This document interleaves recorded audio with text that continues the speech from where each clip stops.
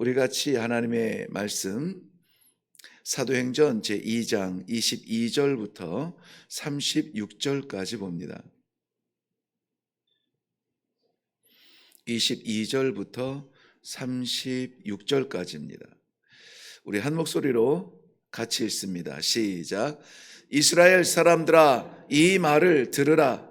너희도 아는 바와 같이 하나님께서 나사렛 예수로 큰 권능과 기사와 표적을 너희 가운데서 베푸사 너희 앞에서 그를 증언하셨느니라.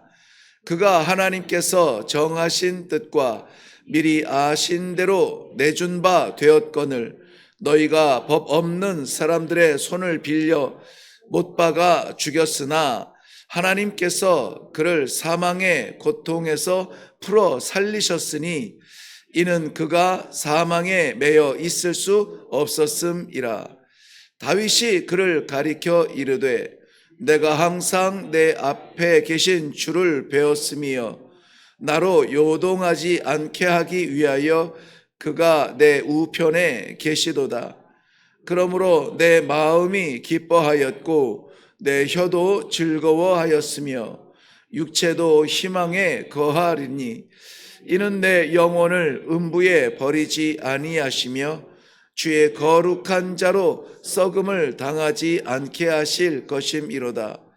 주께서 생명의 길을 내게 보이셨으니 주 앞에서 내게 기쁨이 충만하게 하시리로다 하였으므로 형제들아, 내가 조상 다윗에 대하여 담대히 말할 수 있노니 다윗이 죽어 장사되어 그 묘가 오늘까지 우리 중에 있도다. 그는 선지자라. 하나님이 이미 맹세하사 그 자손 중에서 한 사람을 그 위에 앉게 하시리라 하심을 알고 미리 본고로 그리스도의 부활을 말하되 그가 음부에 버림이 되지 않고 그 육신이 썩음을 당하지 아니하시리라 하더니 이 예수를 하나님이 살리신지라. 우리가 다 이 일의 증인이로다. 하나님이 오른손으로 예수를 높이심에 그가 약속하신 성령을 하나님께 받아서 너희가 보고 듣는 이것을 부어 주셨느니라. 다윗은 하늘에 올라가지 못하였으나 친히 말하여 이르되 주께서 내 주에게 말씀하시기를 내가 내 원수로 내 발등상이 되게 하기까지 너는 내 우편에 앉아 있으라 하셨도다 하였으니 그런즉 이스라엘 온 집은 확실히 알리니 너희가 십자가에 못 박은 이 예수를 하나님이 주와 그리스도가 되게 하셨느니라 하니라. 아멘. 네, 우리 함께 기도하겠습니다. 오늘도 변함없이 하나님께서 사랑하는 주 백성들 불러주셔서 이 새벽제단 말씀 앞에 있게 하시고 또 그 말씀에 의지하여서 기도할 수 있는 이 놀라운 특권을 허락하여 주심을 감사합니다. 세상이 줄 수 없는 우리 아버지께서만 주실 수 있는 이 특권을 받았사오니 사랑하는 주의 백성들 이 특권을 마음껏 누리게 하여 주시옵소서. 말씀에 종되게 하시고 기도에 종되게 하시고 하나님의 말씀, 하나님의 역사의 증인들이 될 수 있는 아름다운 삶이 되게 하여 주시옵소서. 이루어 주실 줄로 믿사옵고 감사드리며 예수님의 이름으로 기도하옵나이다. 아멘. 네, 오늘 본문 말씀은 우리 베드로 사도가 오순절 성령의 충만함을 입게 되고 그리고 나서 변화된 삶을 통하여서 이제는 이전의 삶이 아니라 하나님께서 열어주시는 새 삶을 사는 그 첫 장면인데요. 그리고 나서 이 하나님의 말씀을 증거합니다. 이것은 하나님의 말씀을 증거할 때의 베드로 사도의 이 메시지의 그 핵심이기도 하거니와 복음의 핵심이기도 합니다.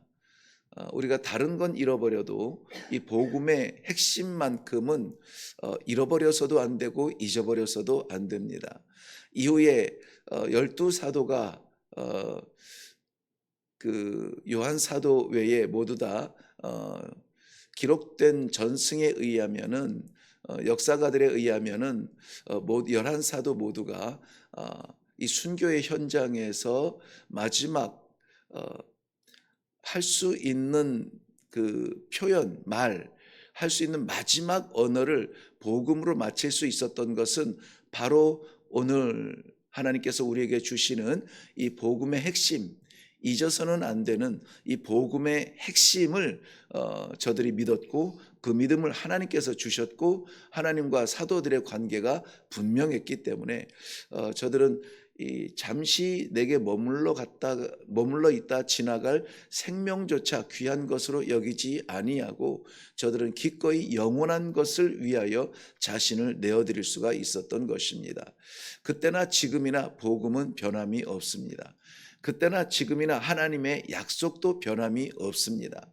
그런데 이 시대에 이 순교자들의 소식을 우리가 들을 수 없고, 우리가 순교적 사명을 감당할 수 없는 그러한 이 한계적인 믿음 안에 사는 것은 하나님의 능력과 성령의 충만함의 질이 변한 것은 아닙니다.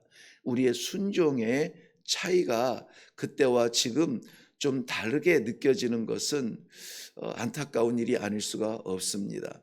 삶은 풍요로워졌고 인류는 행복해졌다고 말하지만 복음의 핵심은 흐려지고 성도들의 순종은 제한적으로 그어져 가고 있다, 약해지고 있다는 것입니다. 그러므로 사랑하는 성도 여러분, 오늘 당연히 우리 안에 있을 이 믿음을 회복하기를 원한다는 고백을 제가 했는데, 필요한 것이 많죠. 또 우리가 안타까운 것도 많습니다. 그리고 좀 채워졌으면 좋겠는 그러한 우리의 소원들도 분명하고 확실합니다.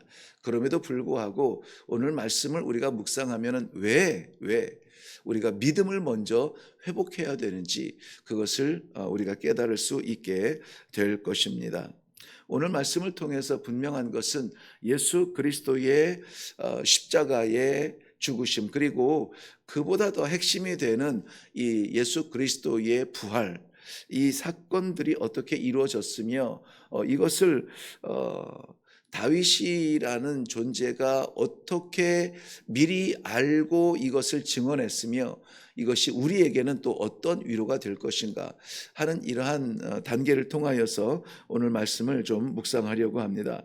먼저 22절, 23절, 24절 말씀에 보면은 22절, 이스라엘 사람들아 이 말을 들으라, 이 말을 들으라.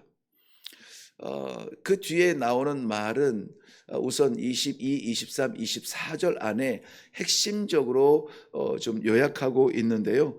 거기에는 예수님의 베푸신 기적들, 그리고 예수님의 십자가, 그리고 예수님의 부활, 이 대표적인 이 세 가지 기둥으로 이야기하고 있습니다. 예수님께서 어떻게 어떠한 그 기적들을 우리에게 베푸셨는지, 그리고 예수님이 어떤 사람에게 어떠한 죽음을 당하셨는지, 그러나 죽음 가운데 머무를 수 없었던 예수님이 어떻게 부활하셨는지, 이것을 말하는 것이 보여집니다. 그런데 정말 중요한 것, 하나님께서 베드로 사도를 통하여서 믿을 수 없는 예수 그리스도의 역사와, 그리고 그의 십자가의 죽음과, 그리고 그의 부활하심을 이렇게 선명하게 외치는 그 이유가 있습니다. 그것은 한 사람 예수 그리스도를 주목하는 것이 아니라 그것을 이루시는 분이 누구냐? 하나님이라는 거예요. 한번 보실래요? 22절 말씀에 보면은 하나님께서 나사렛, 중반에 있습니다. 하나님께서 나사렛 예수로 큰 권능과 기사와 표적을 너희 가운데 베푸셨다. 23절, 하나님께서 정하신 뜻과 미리 아신 대로 내어준 바 되었다. 십자가의 죽음입니다. 24절, 하나님께서 그를 사망의 고통에서 풀어 살리셨다라고 말씀하고 있습니다. 여기에서 정말 하나님께서 이 말씀을 통하여서 하시고 싶은 말씀은 무엇일까요? 예수님의 그 죄 없으신 예수님의 십자가 죽음, 그리고 세상에서는 본 적도 없는 죽은 사람의 부활, 이것을 정말 기적처럼 보는 것, 있을 수 없는 초자연적인 그런 현상을 일으키는 예수 그리스도의 그러한 구원의 행보, 그 발자취 너무나 소중하지만 그것보다 잊지 말아야 될, 우리가 주목해야 될 말씀은 하나님께서 하셨다는 거예요. 하나님께서 하셨다는 거예요. 그러므로 말미암아 그 누구도 예수님의 이 엄청난 구원의 사역조차도 하나님께서 하셨다라고 강조하고 있는데, 하물며 우리의 인생인들, 우리의 삶인들, 우리의 하루인들 내가 이루었다, 나다라고 말할 수 있는 사람이 그런 강심장이 어디 있느냐고요. 그러므로 오늘 우리의 삶을 살아가는 것, 소망하는 것, 이루고 싶은 것, 우리의 기도의 제목들, 이것은 나의 원함이 아니라 하나님께서 주신 비전을 갖게 하시고 하나님께서 이루시기 원하시는 일들이 부족한 나를 통하여서 오늘 이루어 주시옵소서. 나는 도저히 못합니다, 나는 끝났습니다 라고 말하는 그 죽음 같은 자리에서 하나님께서 하시면 살 수가 있는 것입니다. 내가 했다라고 말하는 자리에서 하나님께서 죽이시면 끝나는 거예요. 아무리 이 세상에 흔들리지 아니하는 우정을 가지고, 흔들리지 아니하는 재정을 가지고, 흔들리지 아니하는 그 지성을 가지고 살아가면서 든든하게 버틸 것 같지만 하나님께서 바람 한번 부시면 다 무너지는 거예요.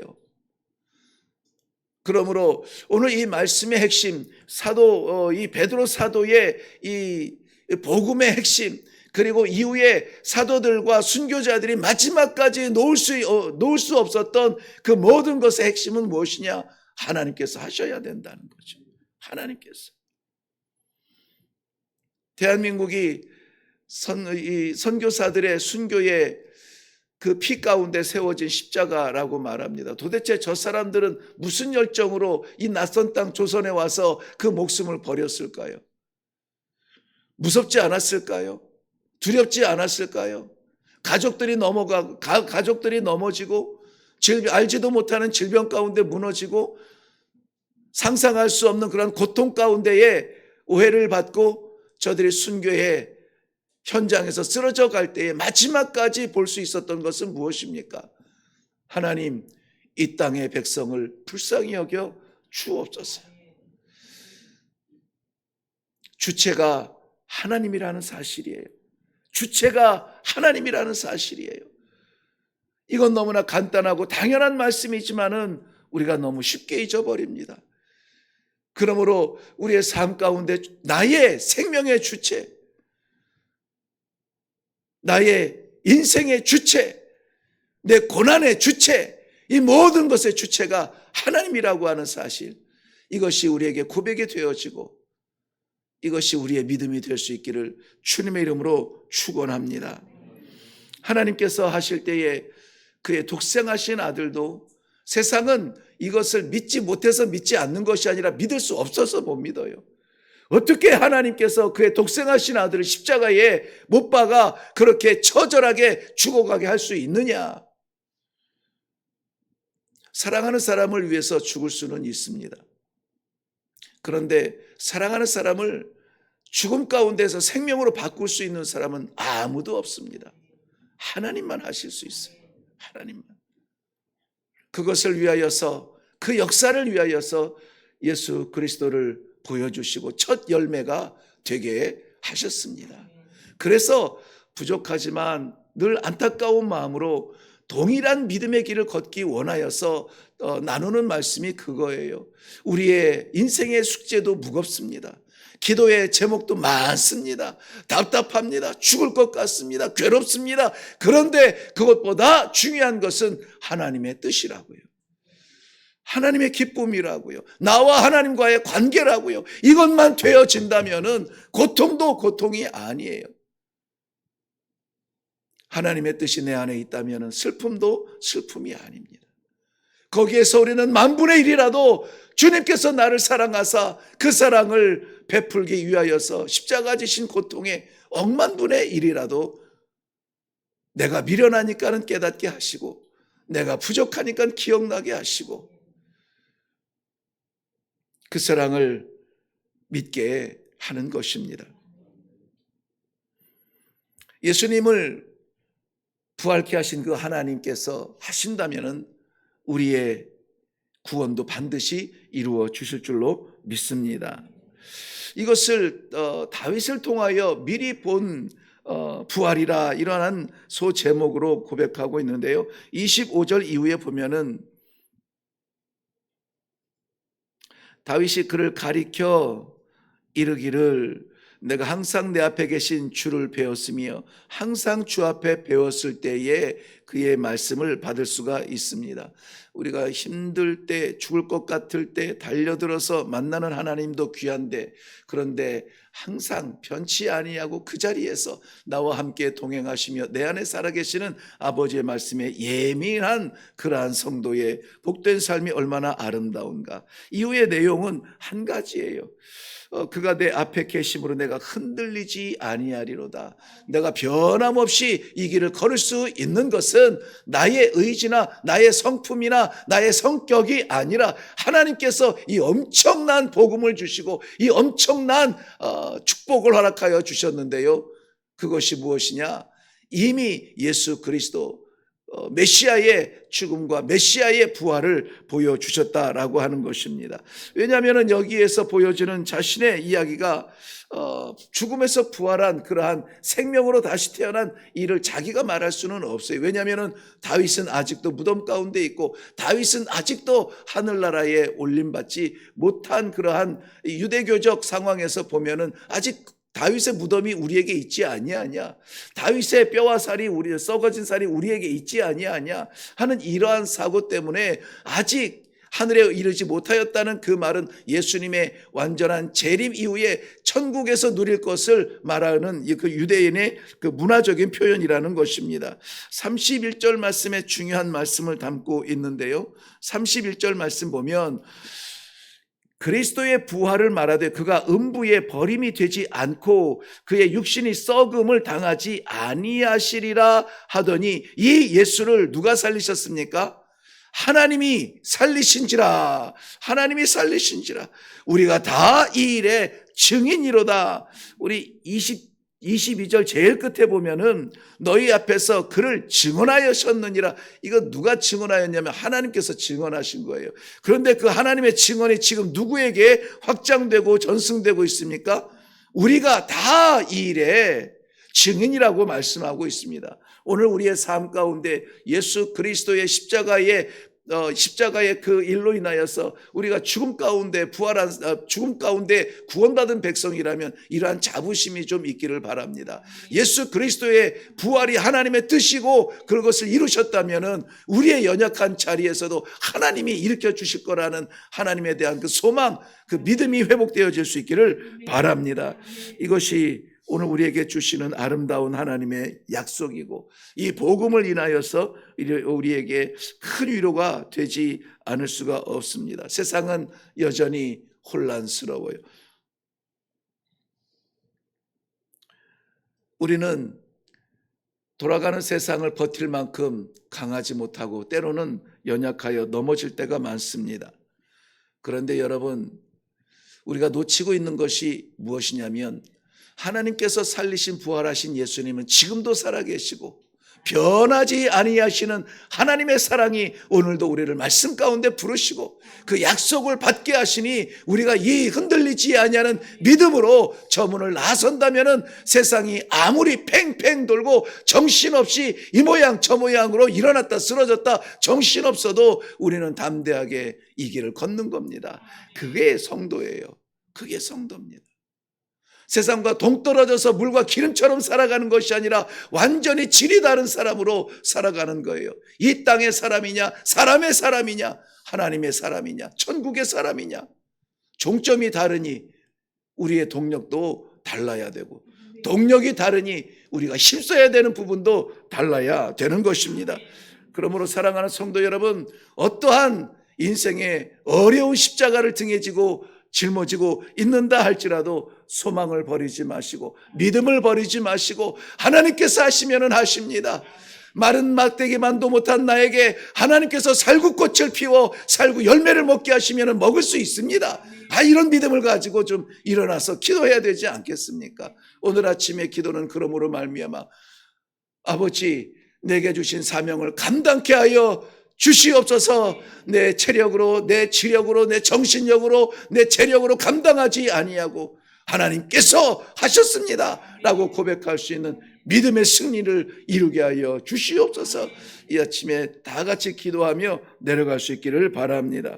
기도하겠습니다. 아버지, 은혜를 감사합니다. 사랑하는 주의 백성들이 오늘도 이 자리에 앉을 수 있는 것 우리 하나님께서 해주셨습니다. 아버지, 하나님께서 일으켜 주셨고 불러주셨고 말씀하여 주시며 우리가 어떻게 이 세상에서 패배자가 아니요 승리자처럼 여호와 니시의 깃발을 손에 들고 나아갈 수 있는지 말씀하여 주심을 인하여 감사합니다. 우리는 주의 길을 따라가는 성도입니다.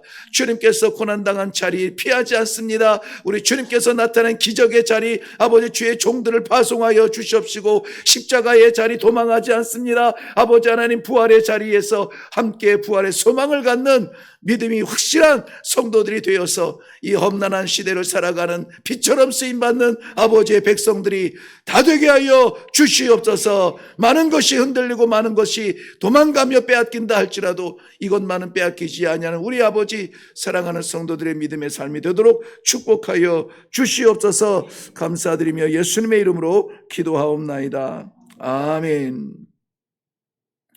네, 오늘 말씀에 이미 말씀에 다 나누은 것처럼 오늘 우리가 기도할 제목은 우리 인생의 숙제는 좀 뒤로 하고 하나님의 뜻을 믿게 하시고 어떤 상황에서도 흔들리지 않는 믿음, 이 길을 가야 되는 우리의 사명, 이 믿음이 회복될 수 있도록 아버지, 내가 믿음이 약해서 흔들렸습니다. 믿음이 약해서 눈물 났습니다. 믿음이 약해서 괴롭다고 말했습니다. 아버지, 하나님께서 허락하신 것이라면은 달개지게 하여 주시옵소서. 기도하시고 분명한 것은 우리 예수님 살리신 부활의 역사를 오늘 말씀을 받았으니 부활의 소망을 굳게 잡고 낙심의 자리에서 좌절하지 아니하며 찬송하며 부활하신 할렐루야 우리 구주 부활하셨습니다. 오늘 이렇게 고백하며 살아가는 그러한 믿음의 회복이 있게 하여 주시옵소서. 부활의 주 되신 예수 그리스도 우리의 삶에 내 삶의 주인으로 삼고 오늘도 순종하며 인도하시는 대로 살아갈 수 있도록 주님 나를 붙잡아 주시옵소서. 우리 말씀에 의지하여서 먼저 기도하시고 그리고 가정을 위하여서 교회를 위하여서 그리고 이 나라와 민족을 위하여서 선교를 위하여서 이렇게 기도하며 내려갈 수 있기를 바랍니다. 우리 다 같이 기도하겠습니다.